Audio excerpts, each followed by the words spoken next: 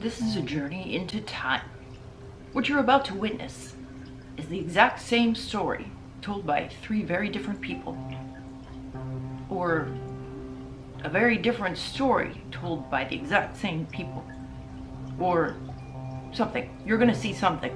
You're gonna witness, see something. They say that belief creates reality, but maybe, just maybe, reality depends on perception.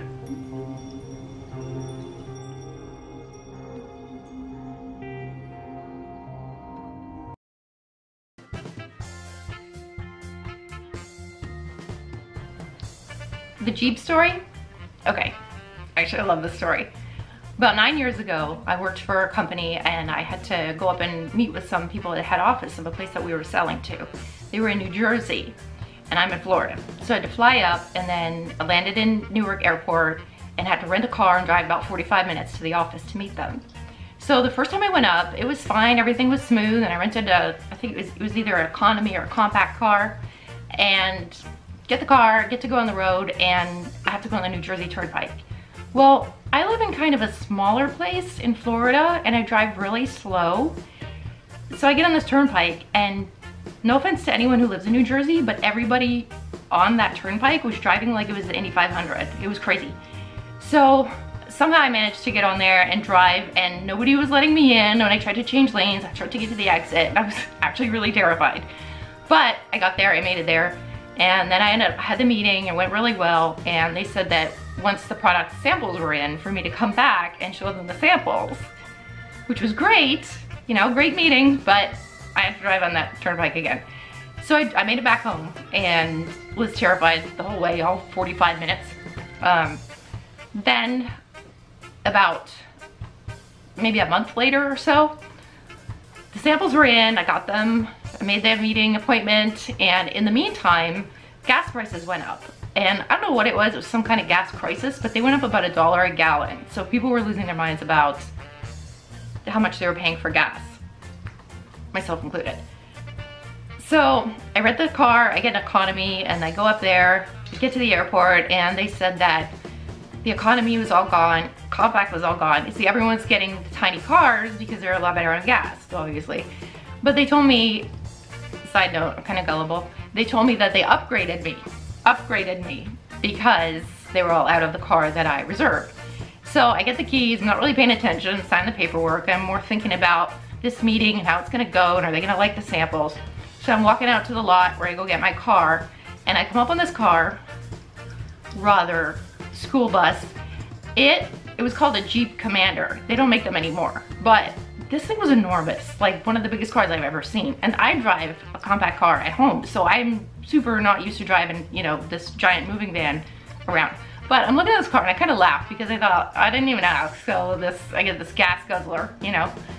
So it took me about 5 minutes to get in the car. I had to get some mountain climbing gear, climb up, you know, just kidding. So I get in the car and I'm about to drive and I had to move the seat all the way up and I look to the back. This car was so big, I looked to the back and I called out my name and it called it back. There was an echo in this car. So, to the meeting. I get out and I'm like thinking, okay, in a car that I'm used to, it was hard enough to drive on this turnpike, so I can only imagine what it's gonna be like in this bus. But I go to the New Jersey Turnpike and I barely even put on my signal. And the traffic parted. I couldn't believe it. I just coasted on over. And anytime I wanted to change lanes, I just barely put the signal on. Everyone slows down or speeds up because I guess they could see this giant bus. And I don't know how people drive up there, but maybe the people who drive the giant buses like that really don't mind if you're in the way. They just go anyways. Either way, it was the most peaceful, amazing drive. And I got to the meeting, showed them the samples, they loved them. And so they made the order, which was awesome. And then I get back on the freeway, the turnpike, and I drive back home, return the car, and you fill up right before you return the car. Well, it only cost, because it was only 45 minutes each way, it only ended up costing about $5 more in gas, even with the expensive gas prices, because it wasn't that much of a drive. So it's like the whole universe made it happen for me because I was so scared that first time and I had to go back, you know, feel the fear and do it anyway. Well, when it's something you really want and it's only fear that's holding you back, yeah, you go for it. So in the meantime, not that the entire world made gas prices go up just so that I could be safe in that manner, but it just happened to work out that way for me at that time. And an extra $5 to feel so safe for an hour and a half instead of feeling terrified, I was so grateful. It was amazing.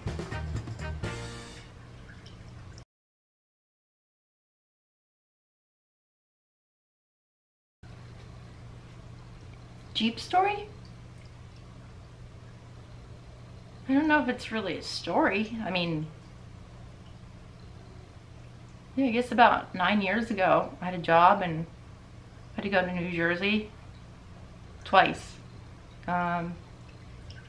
First time I went up, got a car. People drove like a lot more aggressively than I'm used to, but made it and showed them the designs, and they said they liked them, and for me to come back whenever I get the samples. So that was a good meeting. Went back home, got the samples, booked another trip. Gas, there was some kind of gas crisis or something at the time, so gas went up, so didn't have any compact or subcompact or any cars, so I drive this really big car.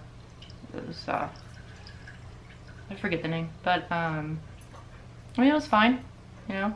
It didn't end up costing that much more in gas, and I got there and had the meeting, and it went really well, and I made the order. I don't know why you'd want to hear that. It's not very interesting.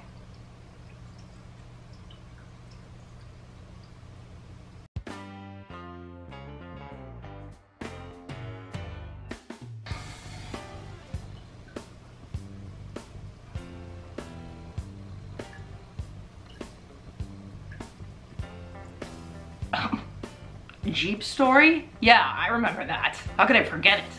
Yeah, like 9 years ago, worked for this company, and I had to go all the way up to New Jersey just to meet with them. They couldn't just get the stuff by the mail and have a look at it.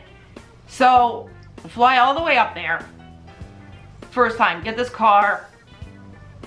I get on the New Jersey Turnpike, and I am surprised I made it out of there with my life, because people were driving like it was roller derby, but in cars. So yeah, I made it. I showed them the samples. Then they say, oh sorry, I showed them the designs. So mad still. Then they say, okay, when you get the samples, come back up. Like, that's what I have time to do in my life. So, get back home. About a month later, I guess samples come in. So I have to go all the way back up there. So I book a flight, and gas went through the roof in the meantime. I forget why, but, you know, like, who needs to pay more for anything nowadays? So I got an economy car on purpose, and then I get there, and they go, oh, like they think I'm gullible. They go, oh, all the economy cars are out, so we upgraded you. Yeah, I'm like, really? So I get the keys and I go out, and they want me to drive this school bus. It's like a Jeep something or other, Commander or so, I don't know. And I go back in, and I'm like, no way are you sticking me with this thing. I ordered an economy car because I'm not stupid. I'm not paying more for gas.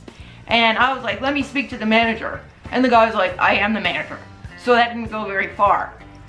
So anyway, they said that that's the only car that they have, and it's kind of take it or leave it. And I have to go 45 minutes, so I kind of have to take it. Anyways, so I get there and show them the samples, and they like the stuff, so they made the order. So that was the one good thing about it. And then I get back home, and get this, it was like another, I think $5. It could have been 100 for the gas in that big beast. So, you know, it's, you know, sometimes the world is just, you do everything how you're supposed to, and you still get, you know, pushed around. But that's just how it is.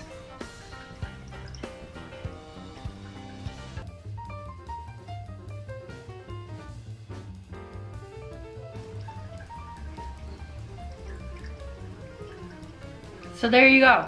The exact same story, the exact same events, the exact same things happen, but 3 totally different ways of interpreting those exact same events and exact same things that happened.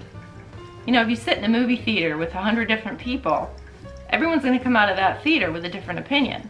Some are gonna be similar, some are gonna be totally different, but what people notice, who people liked in the movie, who they didn't like, what they remember, what they take away from it, that all depends not on what's in front of the eyes, but what's behind the eyes.